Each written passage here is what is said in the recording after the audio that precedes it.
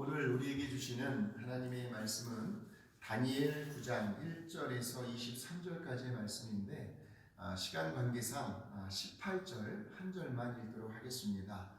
그리고 나머지 9절은 설교 중간중간에 말씀을 드리도록 하겠습니다. 다니엘 9장 18절입니다. 나의 하나님이여 귀를 기울여 들으시며 눈을 떠서 우리의 황폐한 상황과 주의 이름으로 일컫는 성을 보옵소서. 우리가 주 앞에 간구하옵는 것은 우리의 공의를 의지하여 하는 것이 아니요 주의 큰 긍휼을 의지하여 함이니이다. 아멘. 이 본문의 말씀을 가지고 기도가 가장 빠른 길일 수 있습니다 라는 제목으로 하나님 말씀 나누겠습니다. 너무나 유명한 마틴 루터의 일화가 있습니다. 1517년 종교개혁이 한창 활발하게 진행되고 있을 당시에 루터는 어떻게 기도 생활을 했는지에 대한 이야기를 우리는 이미 잘 알고 있습니다. 마틴 루터, 그는 과연 누구였던가? 그를 한마디로 묘사해 본다면 그는 기도의 사람이었습니다. 하루 24시간이 모자랄 정도로 그렇게 늘 분주하고 바쁜 나날을 보내야만 했습니다. 그럴 때에 그는 바쁘기 때문에 오히려 더 많은 시간을 기도하지 않으면 안 된다라는 것을 그의 삶으로 직접 잘 보여줍니다. 바쁘기 때문에 오히려 더 많은 기도 시간을 가져야 한다. 무슨 말일까요? 종교개혁을 한답시고 자기가 바쁘게 이리저리 뛰어다니는 데에 시간을 쏟아붓는 것보다 하나님이 개입하셔서 일을 진행하는 것이 훨씬 더 효율적이고 더 많은 열매를 가져올 수 있다는 사실을 루터는 깨달았기에 그는 기도 시간을 줄일 수가 없었던 겁니다. 기록에 의하면 마틴 루터는 하루도 거르지 않고 매일 4시간씩 기도를 했다고 합니다. 왜냐하면 기도하지 않고서는 그 엄청난 종교개혁이라는 과업을 이룰 수가 없었고 뿐만 아니라 오직 기도만이 종교개혁을 이룰 수 있는 가장 빠른 지름길이라는 사실을 그는 누구보다도 잘 알고 있었기 때문이었습니다. 그래서 바쁘면 바쁠수록 기도 시간을 줄여간 것이 아니라 바쁘기 때문에 오히려 더 기도 시간을 더 늘려갔다는 겁니다. 기도가 가장 빠른 길일 수 있다는 사실을 마틴 루터는 종교개혁을 통해서 우리들에게 아주 귀한 교훈을 던져주고 있습니다. 그런데 오늘 본문에 나오는 이 다니엘도 마틴 루터와 같이 하나님께 간구하며 기도하는 그 일을, 그 시간을 다른 그 어떤 일을 하는 것보다도 더 귀하게 가장 소중히 여길 줄 아는 사람이었습니다. 그래서 무엇보다도 다니엘은 기도의 사람이었습니다. 인생의 위기를 만나고 어려움과 시련을 겪을 때마다 다니엘이 제일 먼저 하는 일이 있었습니다. 그는 언제나 하나님 앞에 무릎을 꿇었습니다. 왜냐하면 무릎을 꿇는 그 일이, 기도하는 그 시간이 인생의 위기와 문제를 가장 빨리 해결할 수 있는 지름길임을 그는 누구보다도 잘 알고 있었기 때문이죠.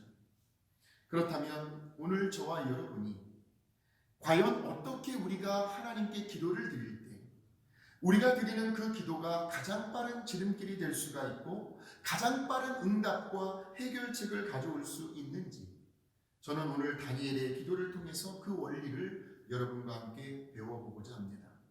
첫째로 다니엘의 기도는 언제나 하나님의 말씀과 함께하는 기도였습니다. 다니엘은 기도를 시작할 때에 그 기도의 시작과 초점이 언제나 하나님의 말씀에서 출발을 했습니다. 그러니까 현재 자신이 겪고 있는 어떤 고민거리라든지 생활 속에서 일어나는 문제들, 스트레스를 받는 어떤 위기의 상황에서 기도를 시작하는 것이 아니라 하나님의 말씀에서부터 기도가 시작이 됩니다.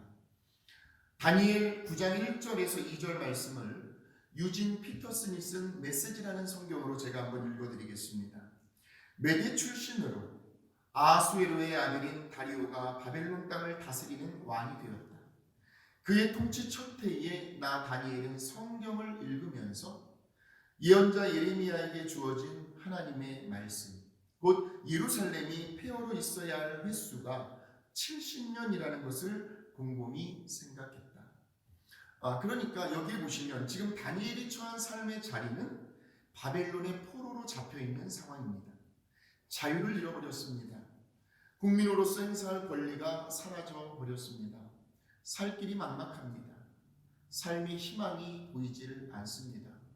너무나도 답답한 지경에 처해 있어요. 이러한 고달픈 식민지 생활을 도대체 언제까지 참고 견뎌내야만 할까? 통 앞이 보이질 않았습니다. 여러분, 그래도 뭔가 듀데이시 정해져 있다면, 그래서 그 날과 그때를 알 수만 있다면 까짓것 얼마든지 오늘의 이 현실을, 이 아픔과 고통을 견뎌낼 수가 있지요. 왜냐하면 앞으로의 희망이 있기 때문입니다. 어떻게 해서라도 이를 악물고서라도 버텨낼 수 있습니다. 참아낼 수 있습니다. 비록 지금은 좀 힘들고 답답하고 모든 것이 다 불안정하고 불안하고 두렵기까지 하지만, 그래, 조금만 더 참고 기다려보자. 분명 그날은 점점 가까워오고 있으니까. 소나기가 내린 뒤에는 땅이 굳어지는 법이니 조금만 더 힘을 내보자. 이렇게 마인드 컨트롤을 하면서 어떻게 해서라도 참고 버텨보겠는데, 그런데 지금 다니엘의 상황은 그 때와 그 시기를 전혀 알 수가 없습니다. 지금 이 코로나 상황도 마찬가지겠죠. 갈수록 확진자가 늘어나고 있습니다. 사람들이 방심을 하고 있는 결과입니다. 좀처럼 쉽게 줄어들고 있지 않습니다. 경제적으로도 너무나 다 힘들다고 아우성치고 있습니다. 그런데 이럴 때에 지금 다니엘이 뭘 하고 있는지를 한번 보십시오. 다니엘이 성경을 읽기 시작합니다. 그 중에서도 하나님께서 예레미야에게 하신 말씀 예레미야서를 읽어 내려가기 시작합니다. 도대체 이런 상황 속에서 하나님은 무엇을 말씀하고 싶으신지, 그 하나님의 섭리와 뜻이 어디에 있는지, 하나님은 어떤 구체적인 계획을 가지고 계시는지, 다니엘은 그렇게 말씀을 쭉 읽어 내려갑니다. 그런데 놀라운 일이 일어났습니다. 지금 이스라엘 백성들이 겪고 있는 이 고난의 시기가, 이 바벨론 포로 생활이 이제 언제 끝나게 될지를 발견하게 된 거예요. 그것이 예레미야 25장 11절에서 13절까지의 말씀입니다. 이 모든 땅이 폐허가 되어 놀랄 일이 될 것이며, 이 민족들은 70년 동안 바벨론의 왕을 섬기리라. 여호와의 말씀이니라. 70년이 끝나면 내가 바벨론의 왕과 그의 나라와 갈대아인의 땅을 그 죄악으로 말미암아 벌하여 영원히 폐허가 되게 하되, 내가 그 땅을 향하여 선언한 바 곧 예레미야가 모든 민족을 향하여 예언하고 이 책에 기록된 나의 모든 말을 그 땅에 임하게 하리라. 이 말씀을 발견한 순간 다니엘의 입에서는 자기도 모르게 탄성 소리가 터져나왔습니다. 마치 얹혀있던 채증이 한순간에 밑으로 쫙 내려가는 것처럼 그렇게 속이 시원할 수가 없었습니다. 지금 이 지긋지긋한 포로 생활이 몇 년 만에요? 70년 만에. 그러니까 70년이 지나면 이 포로 생활도 드디어 끝이 난다라는 사실을 성경을 통해 알게 된 거지요. 자, 그렇다면 이제 그 기간을 따져봐야 합니다. 다니엘이 포로로 잡혀간 때는 주전 605년경입니다. 그리고 오늘 본문 말씀에서 다니엘이 하나님께로부터 말씀을 받고 기도를 시작하게 된 때는 주전 538년경입니다. 그러니까 605에서 538을 한번 빼보세요. 67년입니다. 그러니까 지금 이스라엘 백성들이 바벨론 포로 생활을 한 지 67년이 지나간 때였습니다. 그러니까 이제 앞으로 3년만 지나가게 되면 드디어 포로 생활은 끝이 나는 겁니다.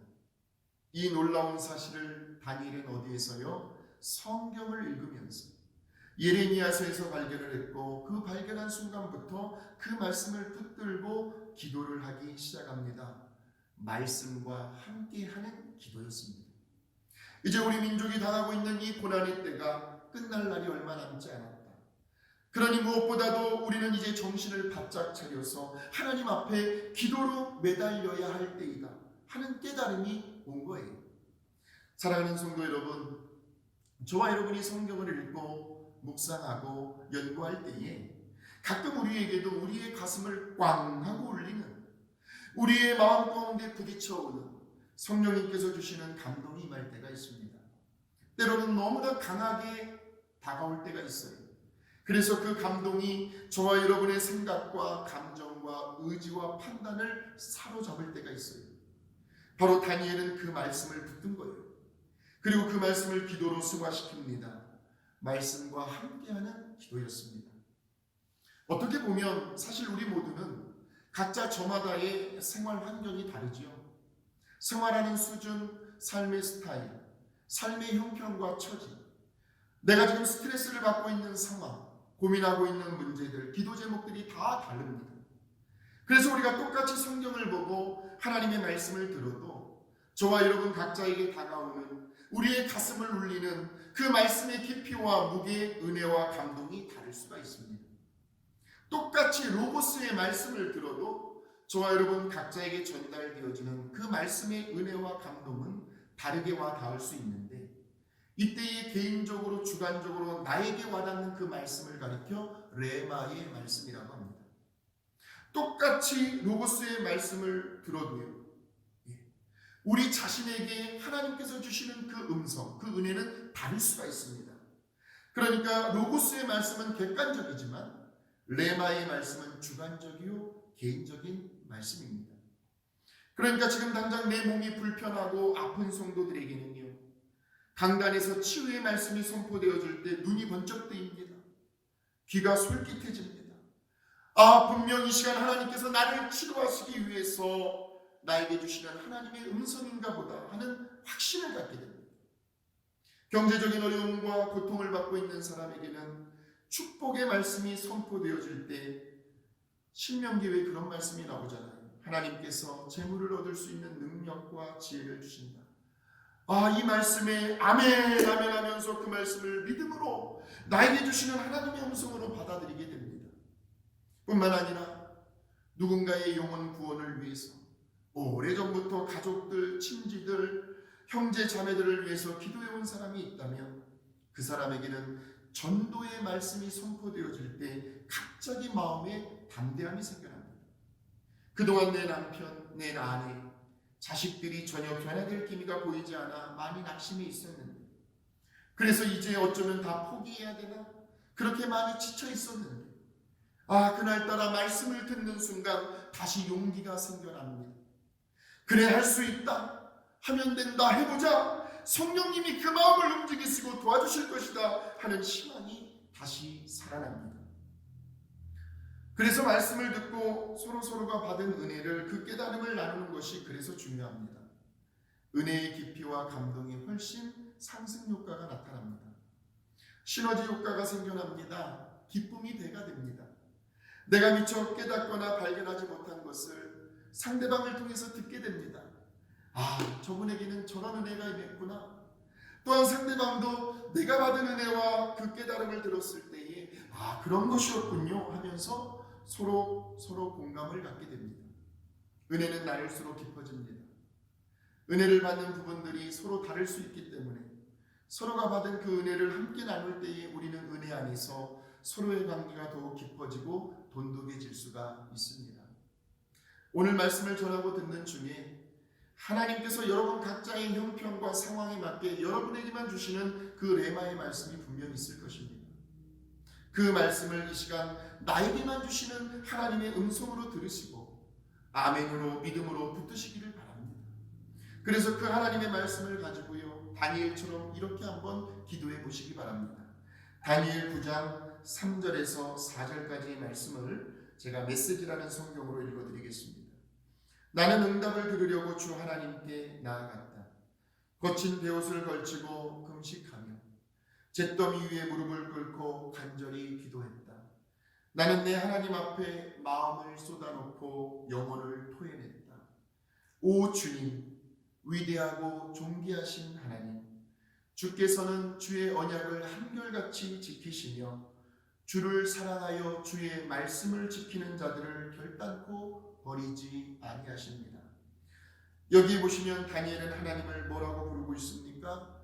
주의 언약을 한결같이 지키시며, 언약을 지키시는 하나님으로 고백하고 있습니다. 약속하신 말씀은 반드시 지키시는 그 신실하신 하나님을 찾고 있습니다. 하나님께서 하신 그 약속의 말씀을 붙들고 기도하겠다는 거죠. 말씀과 함께하는 기도, 그것이 바로 다니엘이 첫 번째 드린 기도였어요. 이제 두 번째로, 다니엘은 자기의 민족이 자기를 포함해서 먼저 하나님의 백성으로서의 그 책임과 의무를 다하지 못한 점에 대해서, 그러니까 이스라엘 백성들은 말씀의 권위 아래로 들어가지 않았습니다. 끝까지 자기 고집을 부리며 자기의 뜻을 관철시켰습니다. 우상을 숭배하고 하나님의 마음을 아프게 하며 그렇게 죄악 가운데 살아온 다니엘 자신과 자기 민족의 허물과 잘못을 겸손하게 고백을 합니다. 즉 다니엘의 기도는 철저히 죄를 인정하고 자복하는 회개의 기도였습니다. 그 기도의 내용이 다니엘 9장 5절에서 8절까지 나옵니다. 제가 메시지라는 성경을 읽어드리겠습니다. 우리는 죄라는 죄는 다 짓고 살아왔습니다. 악행을 일삼고 반역하면서 주께서 밝히 보여주신 길을 이리저리 피해 다녔습니다. 우리 왕과 지도자와 조상과 땅의 모든 백성에게 주의 말씀을 전해주던 주의 종 이언자들의 말에도 귀를 막았습니다. 주께서는 언제나 의로우시건만 우리가 보여드린 것은 죄와 수치뿐이었습니다. 우리 모두가 그러합니다. 유다 백성도 예루살렘 주민도 고향 땅의 이스라엘도 주께 반역한 탓에 여러 곳으로 내쫓긴 이스라엘도 그러합니다. 하나님, 우리 모두가 온 세상의 웃음거리가 되고 말았습니다. 당연한 일입니다. 우리는 죄인이기 때문입니다. 계속해서 다니엘 9장 9절에서 12절입니다. 우리 하나님이신 주의 자비만이 우리의 유일한 희망입니다. 우리는 아무 권리도 주장할 수 없는 반역자들이기 때문입니다. 주께서는 우리에게 살 길을 일러주시고 주의 종인 예언자들을 통해 분명한 가르침을 주셨습니다. 그럼에도 우리는 주의 말씀에 귀 기울이지 않았습니다. 온 이스라엘이 주의 말씀을 업신여겼습니다. 우리는 주의 교훈을 무시했으며 그저 제멋대로 살았습니다. 그리고 이제 그 대가를 치르고 있습니다. 하나님의 종 모세에게 주신 계시에 명백히 적혀있는 준엄한 저주가 지금 우리 가운데 실행되고 있습니다. 주를 거역했던 죄의 값입니다. 주께서는 우리와 우리 통치자들에게 행하시겠다고 말씀하신 일을 마침내 시행하셨습니다. 이토록 참혹한 재앙을, 일찍이 없었던 최악의 재앙을 우리에게 내리셨습니다. 예루살렘에 내리셨습니다.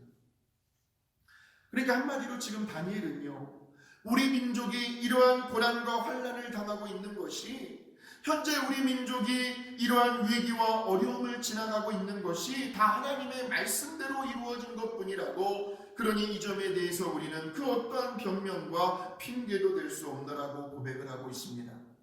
그러니 지금 이 시점에서 이 난관을 가장 빨리 해결할 수 있는 길은 교만하고 거짓된 죄들을 자복하고 애통해하는 마음으로 하나님 앞에 나아가 회개 기도하는 길밖에 없다는 것을 잘 보여주고 있는 말씀입니다. 혹시라도 저와 여러분이 하나님 앞에서요, 우리들의 권리만 주장하고 있지는 않은지, 우리들 스스로를 먼저 말씀 앞에 세워두고 말씀으로 우리 자신을 진단하며 말씀대로 살아가고 있지 못하는 우리들의 그 연약함과 부족함을 겸손히 아뢰며 죄를 자복하고 회개할 수 있는 저와 여러분이 되셨으면 좋겠습니다. 내가 거룩하니 너희도 거룩하라고 말씀하셨어요. 거룩함의 코드가 맞아야 합니다. 너희의 죄가 나와 너희의 사이를 갈라놓았노라고 말씀하셨습니다. 죄의 담이 허물어져야 합니다. 하나님과 나 사이에 어떤 거리낌도 없어야 합니다. 그 어떤 죄도 가로막혀 있어서는 안 됩니다. 회개할 때에, 잘못 가고 있는 그 길에서 유턴하여 하나님께 돌아설 때에 하나님은 언제나 그 사람을 긍휼히 여기시며 다시 품어주십니다. 그리고 다시 한번 그에게 새로운 비전을 심어주십니다. 그리고 새로이 도전할 수 있는 기회를 열어주십니다.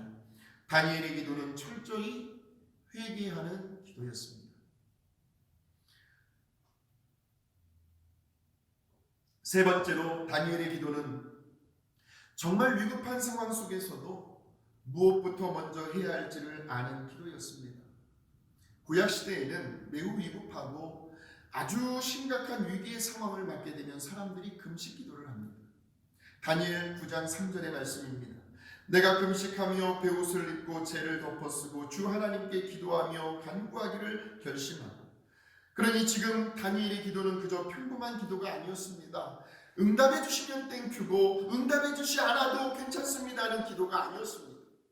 반드시 응답을 받아야만 하는, 그래서 죽으면 죽으리라는 그러한 각오와 결단을 가지고 혼신의 힘을 다하여 부르짖는 기도였습니다.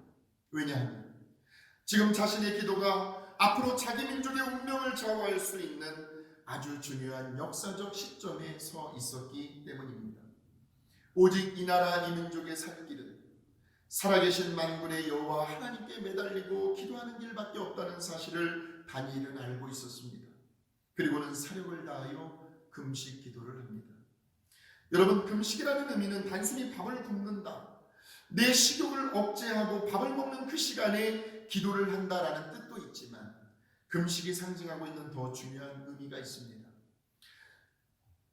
그것은 지금 내 문제를 당장 해결하지 않으면 안 되는, 내 인생에서 가장 시급하고 아주 중대한 문제를 하나님 앞에 가지고 나와서 기도한다는 뜻이 내포되어 있습니다.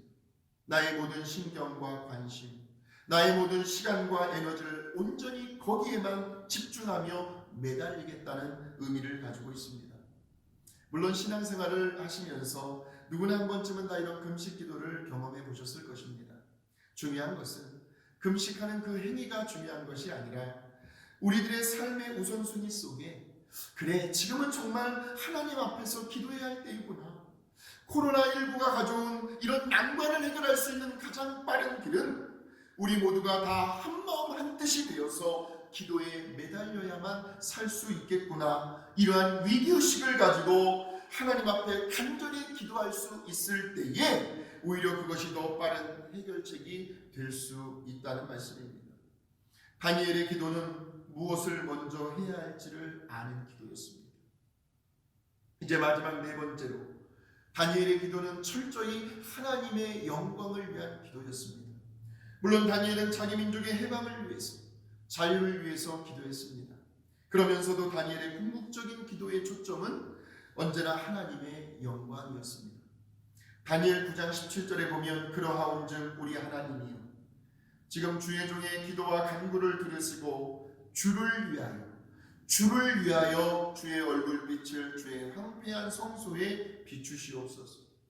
주를 위하여 주의 얼굴빛을 주의 황폐한 성소에 비추시옵소서. 하나님의 인재와 하나님의 영광을 상징하고 있는 말씀입니다. 다니엘 9장 19절입니다. 주여 들으소서, 주여 용서하소서, 주여 귀를 기울이시고 행하소서, 지체하지 마옵소서. 나의 하나님이여 주 자신을 위하여 하시옵소서. 이는 주의 성과 주의 백성이 주의 이름으로 일컫는 바 됨이니이다. 나의 하나님이여 주 자신을 위하여 하시옵소서. 그러니까 하나님의 영광을 위한 기도는 그 기도가 응답되었을 때, 물론 기도의 응답은 내가 받았지만, 그러나 그 기도 응답의 결과는 하나님 자신을 위하여 하나님께로 돌아가게 하는 기도입니다. 하나님께서 주셨사오니 주신 하나님이 이 모든 영광을 취하셔야 합니다 하는 기도입니다. 하나님, 내 자식 잘되게 도와주세요. 지금 많이 힘들어하고 있습니다. 남들에게 뒤처지지 아니하고 남들 부럽지 않게 세상에서 성공하게 해주세요. 이것은 하나님의 영광을 위한 기도가 아닙니다. 하나님, 내 자식 잘되게 도와주세요. 그래서 남들이 부러워할 만한 위치에서 사회적으로 성공하고 출세할 때에 내 자식이 하나님 잊어버리지 않게 해주세요.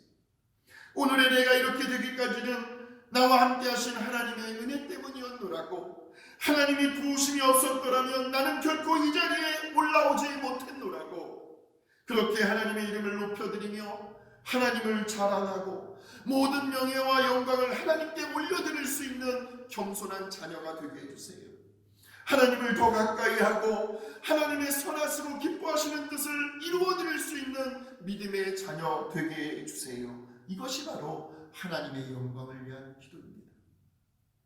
기도의 궁극적인 초점이 우리의 필요와 우리의 이기적인 욕심과 야망, 우리의 행복과 만족에 있는 것이 아니라 언제나 하나님의 영광에 있습니다. 다니엘의 기도는 하나님의 영광을 위한 기도였습니다. 나의 하나님이여 주 자신을 위하여 행하시옵소서. 말씀과 함께하는 기도, 회개하는 기도, 위급한 상황 속에서도 무엇을 먼저 해야 할지를 아는 금식 기도, 그리고 하나님의 영광을 위한 기도. 오늘 저와 여러분의 기도가 이러한 다니엘을 본받을 수 있는 기도가 되시기를 주의 이름으로 축원합니다. 그러자 드디어 하나님 이러한 다니엘의 기도에 응답을 해주십니다. 우리 다니엘 9장 20절에서 23절의 말씀입니다.